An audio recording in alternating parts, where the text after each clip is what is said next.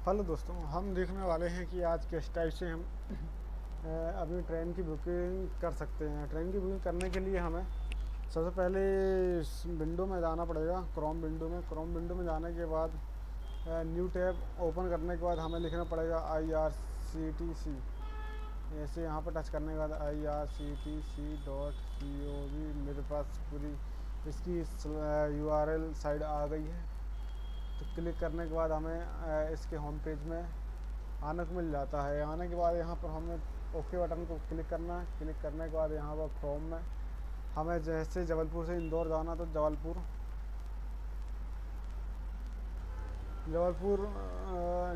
Junction से सीधे हमें इंदौर के लिए करना है। Indore junction VGINDB। इसका डेट को सिलेक्ट करना है, किस डेट को जाना है। सिलेक्ट करने के बाद क्लास वगैरह सिलेक्ट कर सकते हैं। यहाँ पर स्लीपर है, बहुत सारी है, SIRT, AC chair car, Vistadome chair car. इसके बाद यहाँ पर सर्च कर सकते हैं। सर्च करने के बाद हमें ये देखना होगा कि हम किस प्रकार से इसके बाद हमें आना पड़ेगा सीटिंग 2 में सीट को देखेंगे। इसमें नॉट अवेलेबल सीट है 14 तारीख के लिए। 14 तारीख के लिए इसमें मंडे के दिन भी नहीं है। इसमें मतलब 29 तारीख तक पूरा विड्रॉल भर चुका है इसमें। इसके बाद स्लीपर में जाने के बाद इसमें दिखा रहा संडे 14 अगस्त को वेटिंग में दिखा रहा है 181 सीट।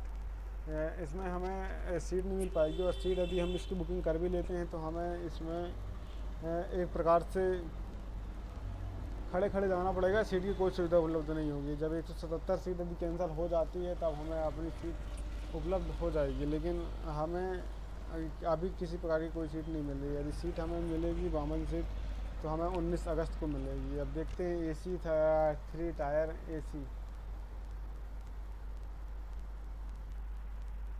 इसके बाद हमें करना होगा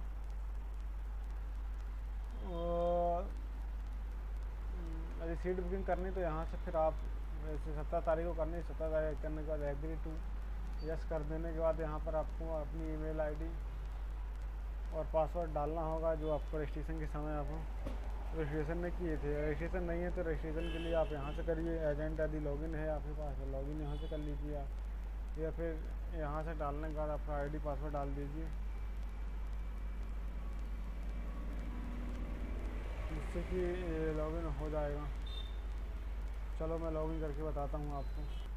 जैसा कि मैंने लॉगिन कर लिया है, और लॉगिन करने के बाद मेरे यूज़र ID यहाँ पर शो हो रही है।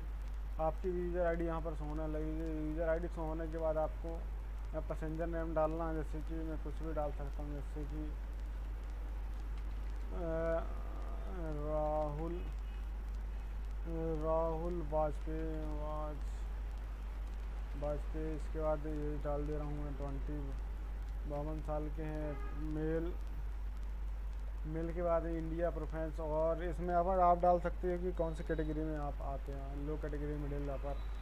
यदि मिडिल में आते हैं तो मिडिल आप इस टाइप से डाल दीजिए। यदि पैसेंजर को ज़्यादा है तो इसका ऐड कर सकते हैं। और जितने भी पैसेंजर हैं एक साथ टिकट हो जाएगी उनकी, ऐसे ऐड होते जाएंगे। ऐड होने के बाद यहाँ पर मोबाइल नंबर आपका जाएगा।